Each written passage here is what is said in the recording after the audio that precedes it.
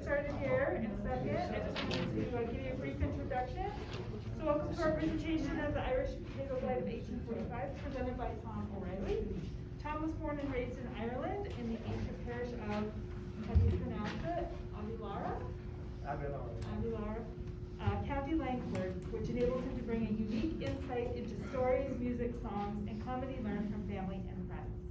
For many years, Tom has taught Irish history and culture and has lectured at libraries and venues around the New York metropolitan area.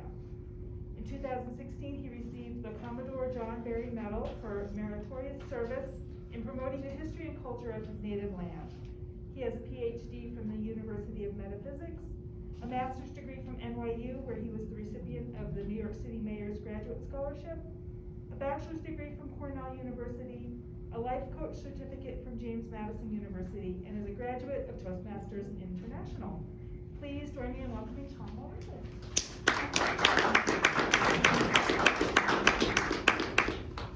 Thank you very much. Welcome. Great to be here in Louisville.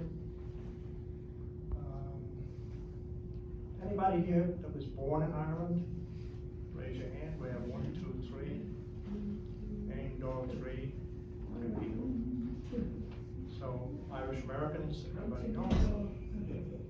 English people, are there any English people? We won't hold it against you. So, we're scheduled to go from 2 until 3.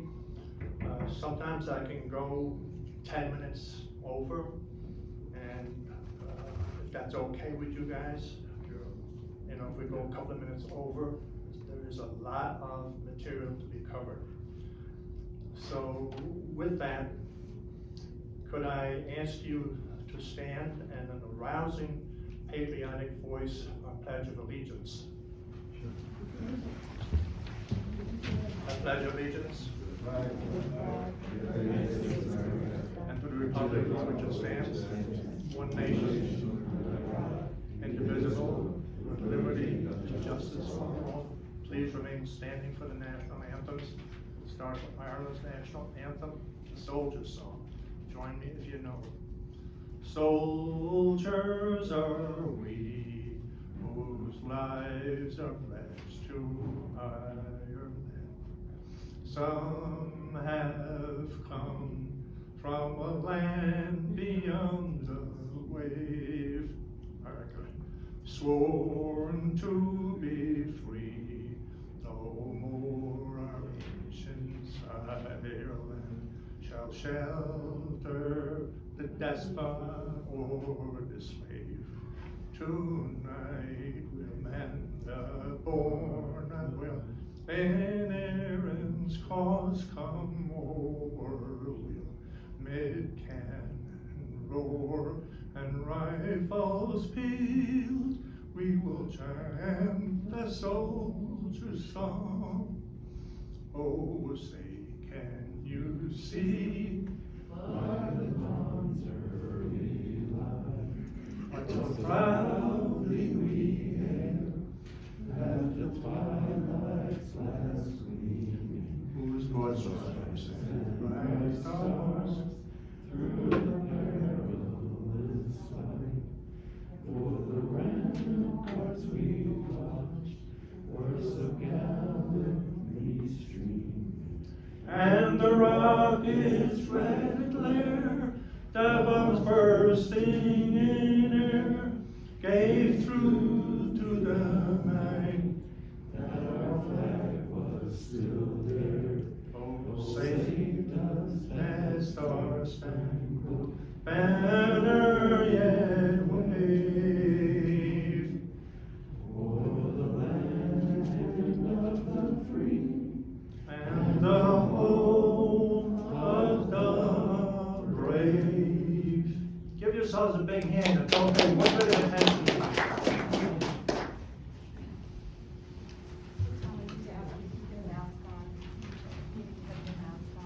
Okay. Yeah, thank you. Hopefully the mic will help with that.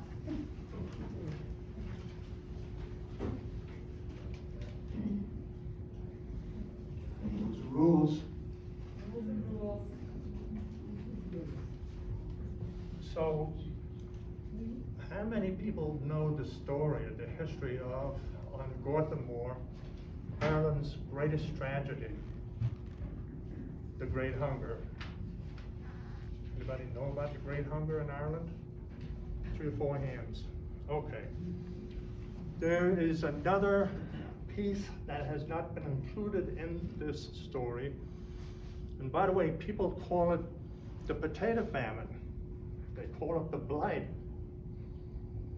It was none of those things, as you will see as we go along with the conversation. Our first problem started in 1598. What happened in 1598? Anybody? The Battle of the Yellow Ford.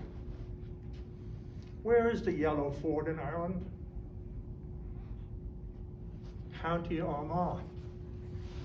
And the battle took place there because Dublin town at that time in the 1500s was just an import-export. It was merchandise exchange. Goods came in and goods came out. But it was controlled by the English Parliament, the English government, and it was mostly populated by English or Anglo-English people. And what do we call the area around Dublin? Pale. The Pale. And so they controlled an area called the Pale. I don't know why it's called the Pale. I've been in Dublin many times. It's a great city. But in any event, the Lord Protector of Dublin had an issue with one of the greatest clan chieftains in Irish history, which would be Mr. Who? Ranulph. Who was Ireland's greatest clan chieftain? No, a chieftain. Owen O'Neill, the O'Neills. And there was some perception, now the O'Neills controlled either by marriage or by clan, everything was by clan. People lived in a clanship in a town with their clan, and you could not leave that clan area without permission from the clan chieftain. If you wanted to go next door to, where am I here? Brookfield, you had to have permission to go. And so, for whatever reason, the Lord Protector of Dublin had some kind of a grievance, something that Mr. O'Neill said, and in all these years of teaching Irish history, I can't quite put my finger on it, other than maybe it was the egos. You know how us guys are, we guys. And so he assembled, the Lord Protector, a contingent of about 3,000 soldiers, and he marched up to County Armagh, which is in Ulster, the Northern Ireland. And he marched up there, and they had a battle, a fierce battle. But Mr. O'Neill, because of his popularity and because of his stature as a leader, had about 6,000 troops. Now, what's wrong with me saying soldiers and troops in the 15th century? There were no such thing as soldiers and troops. Who would they be that were called up for service? What? Okay, clansmen. They were farm workers, yeomen, that were called up for duty. They stopped what they were doing and off they went to fight this battle. And when the battle was over at the end of the day, people went around and they gathered up their dead, their wounded, and they went back to their farms. Yeah, they went back to their farms. About a year later, the British monarch, Elizabeth I, got wind of the size of the casualties in Northern Ireland. How could that be? And she accused or suspected that O'Neill actually killed people as they lay wounded on the battlefield. Now, who is Elizabeth I? Oh, you have to read up on her if you don't know. Cousin of Mary Stuart. Yes, and what about the Tudors? She was the last Tudor monarch in the English monarchy system. She was the last one, and she passed away in 1603. At that time, the woman spoke 10 languages. 10 languages. She was a brilliant, brilliant woman. Anyway, because Ireland they had a Lord Protector of England and also a Lord Protector of Ireland, which they had no business in doing. But the Pope said, let him be the Lord Protector. I won't go too far. I'll get in trouble with all the Catholics.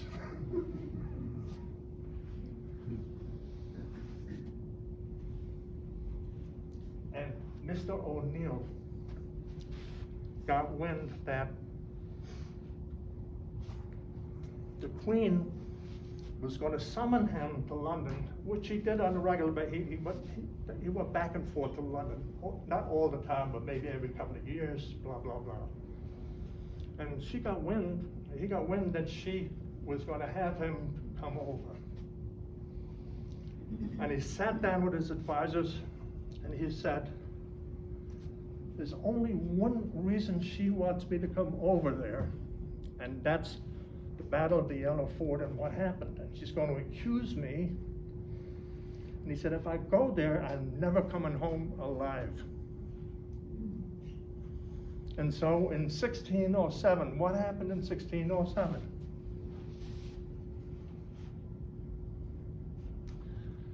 We had what is called the Flight of the Earls. Because O'Neill, O'Donnell, Tyrconnell, and all the great clan chieftains feared for their lives, feared that England was really going to come after them because of this incident at the Battle of the Yellow Ford. And so, on September 7th, 1607, 3 ships of provisions were assembled in Lake Swilly, Lough Swilly. What county is Lough Swilly in Ireland? Huh? Good man, you get the Pinocchio in County Donegal. Yeah. And over 100 clan chieftains, the most popular, including the O'Neill, not all of the O'Neills, but certainly Hugh O'Neill and Onro O'Neill and the McDonalds and people like that. McGuire's. Okay, where did the McGuires fit? See, you open yourself up. Where did the McGuires fit into Irish history? Huh? Okay, but what was the barony? What was the barony that they shared with the O'Reillys? The barony of Breffni. Barony of Breffni, which is present-day County Cavan, and a little bit of Leitrim, a little bit of Westmeath. And they set sail. One ship went to Spain, another ship went to France.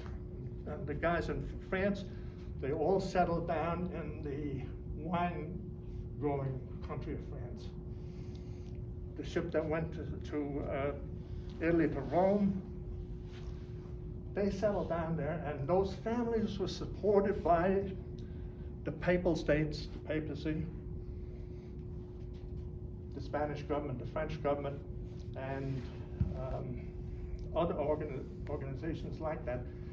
And if you go to Rome, ask your tour guide to take you to the monument to the O'Neills. I'm telling you, I never saw anything like it. It's half the size of this room. And it has described on the side, on the wall, in Italian and in Gaelic, what had happened and why the O'Neills ended up there. But the tour guide will give you the translation, which is essentially the story that I'm telling you. Now, because Ireland had this Lord Protector,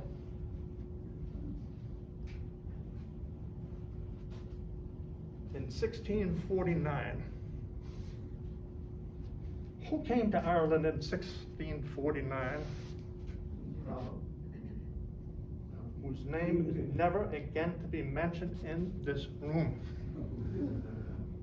Oliver Cromwell. He came to Ireland because there was a rump parliament in England, and he was appointed the Lord Protector of England and Ireland. And he was sent to Ireland with explicit instructions to finally resolve the Irish question. And so he came to Ireland, and you can read it up yourself, draw the Wexford, all of the atrocities. But when he got to Ireland, he said, you know something? There is a God after all. There is a God. I believe that there is, because look at what God gave me.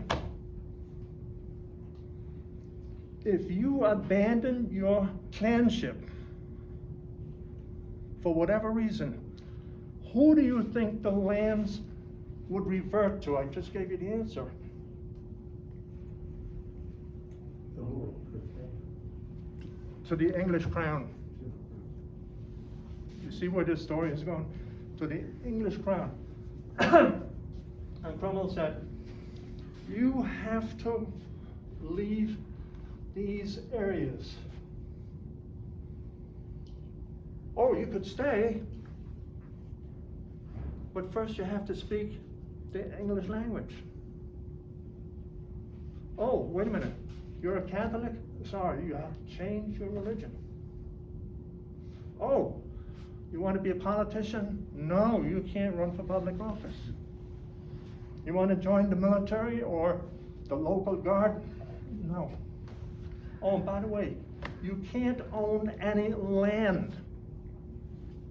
But you could stay here under those conditions, and there's a whole other long list of conditions like it. For example, if you're Catholic, can't marry Protestant, all of that nonsense. So you could stay. Oh, by the way, if you don't want to stay, you can go to, what did he tell them? You can go to hell or to Connaught. Connaught, which is one of the 4 provinces of Ireland. Now, those of you who have been to Ireland, have you been to the Burren country? Have you been down to Mayo, Galway, and Clare? When you get into the Burren country, as you're coming down from Northern Ireland, and even if you're coming in from Leicester, what do you see? You have the picture in your hand. Now, wait a minute now. What kind of stone walls? Huh? No. Dry stone walls. So when our people were forced out of Northern Ireland, and also Leinster and Munster, the other provinces, by the hundreds of thousands, they essentially went to the face of the moon. They went to the face of the moon. It was littered, you couldn't even support a goat. That's how desolate it was. And if you go there today, it's just drop dead beautiful. Because people have built summer homes and second homes, and people have retired from all over the world. So they got there, and they looked at the ground and they said, okay, we gotta gather up these stones and we'll set up plots. So maybe you have a plot the size of this room. We'll surround it with the dry walls. I have a plot the size of the room, and so on and so forth. But they had to cultivate the land. This was dry, barren land. How did they cultivate the land? Seaweed.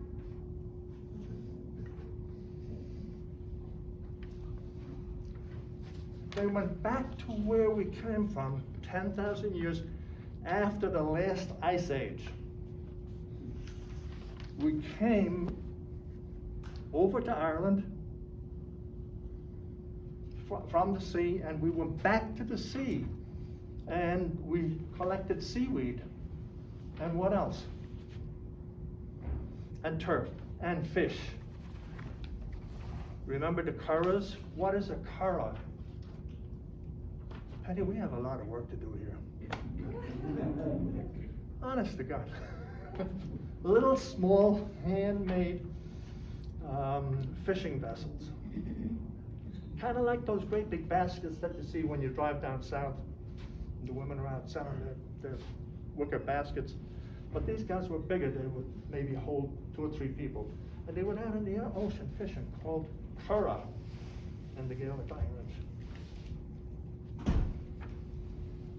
And so they took the soil, they dug it down, they mixed the seaweed in, they mixed the turf in. And who is John Russell? Did you guys take history classes? He brought the potato to Ireland.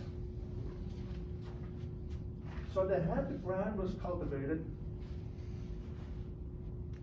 And you take a potato, and you know a potato has several eyes, right? Eyes. And you just slice off an eye, another eye, maybe on a nice sized potato, you got a half a dozen eyes. And they planted the potato into that ground. But little did they know how fertile that ground was going to be.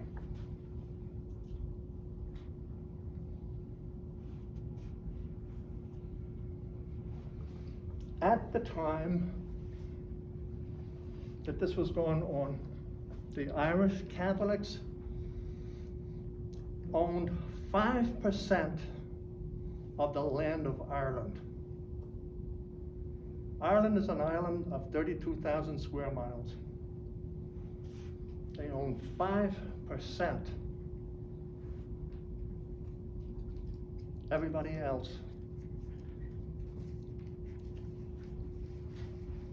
What Cromwell did was, he was in dire straits because of the European War, the War of the Roses, all of the things that he had on his plate, and he was bankrupt.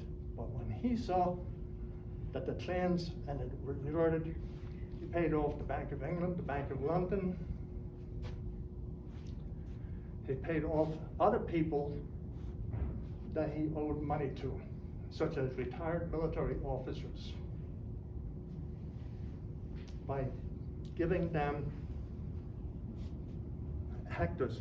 You know how many acres, how many hectares in an acre? Well, let's just say he gave them 3,000, this person 3,000 because of their rank and their stat, 3,000 acres. This person maybe was a colonel in the army. He got 10,000 acres. Somebody else got 5. Huge estates he created.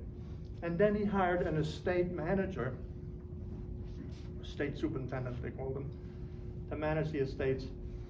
And with 1 or 2 exceptions, the hundreds of people who got those estates, nobody ever went to Ireland. Nobody came to Ireland to the estates. So he had the people living on the estates on their little plots, and they also had to work on the big, so everybody saw Downton Abbey, right? You guys saw Downton Abbey? Yeah, same idea. And so people worked the estates for the Great War, and at the same time they had this little patch for their potatoes. And they lived on potatoes. A family of 4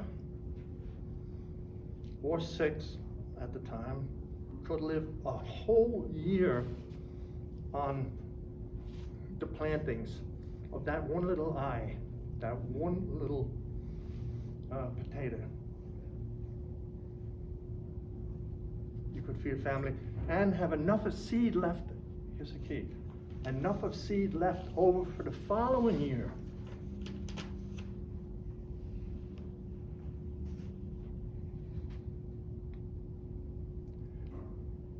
I did a study on, I used to talk about it, and I stopped. I said, nobody wants to hear about the nutritional value of a potato. It's right up there, I'm telling you. It's fabulous. You could survive. People did.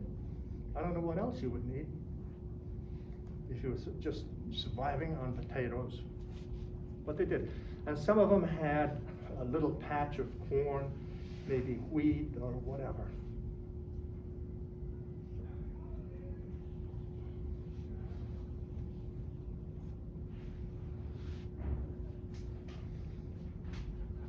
Oh, the other thing was, if you were a Catholic, you could not live within 3 miles of a village.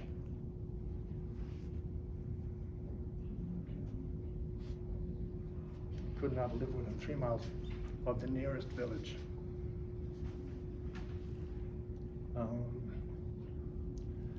It was called the Statutes of Kilkenny. Where is Kilkenny in Ireland?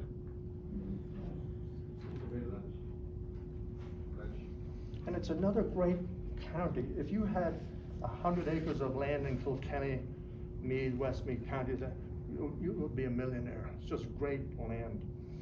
But anyway, the Lord Protector called for a meeting in Kilkenny .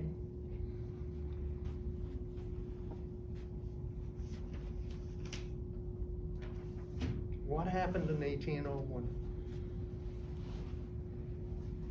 Okay.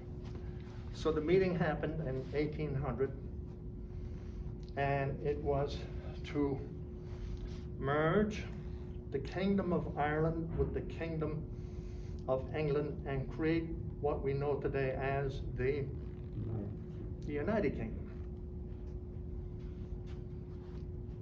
100 people from Ireland went to that meeting.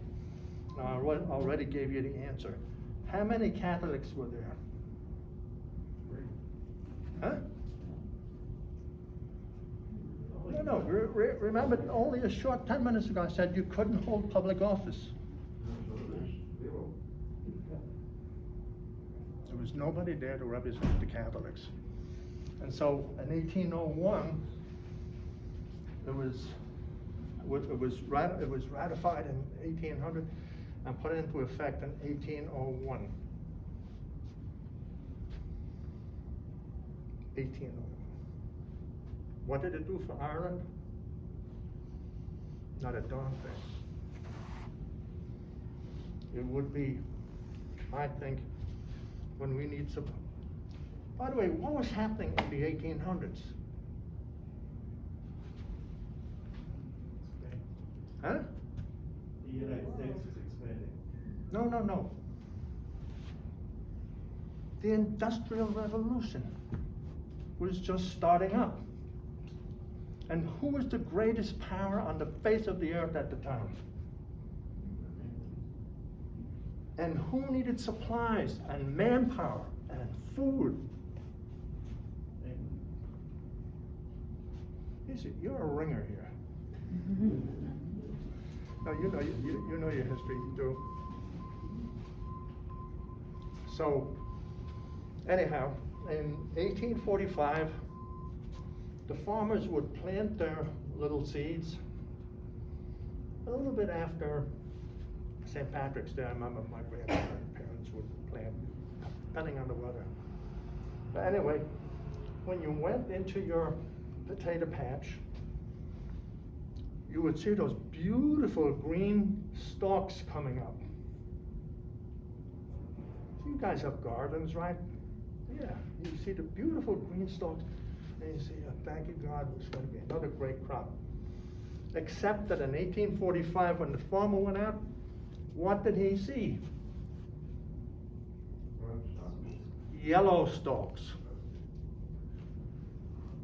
I don't understand it. Yellow stalks? And when he dug up that stalk and turned it, he knew as the spade went in and he turned it over, it was all mush. Plantus infectus, or root rot, had set in. That was that virus that, it's a whole big debate where it came from. And now, the farmer has no food to feed himself.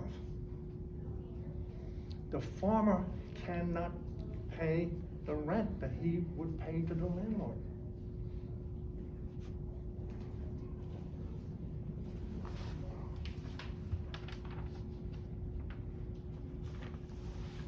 And people were starving. Now, history has been romanticized for Irish Americans and English Americans. People like, oh yeah, they had a beautiful cabin and this and that and the other. Nonsense. I want you to take a look at this picture. A close look at this picture. And I want you to see, pick out any corner in these stone walls. That's where the people went to bed at night. They were called hovels.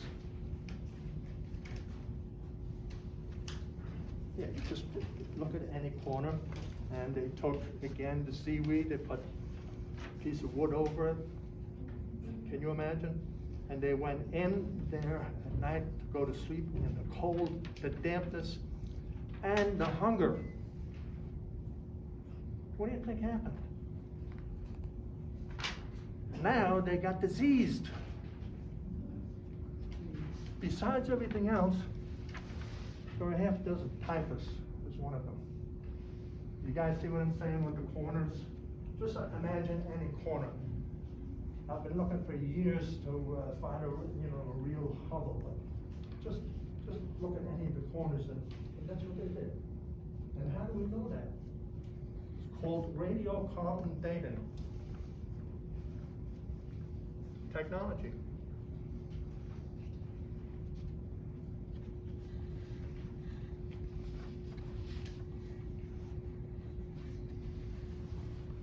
Now, the estate owner in England not getting paid, things are not being taken care of.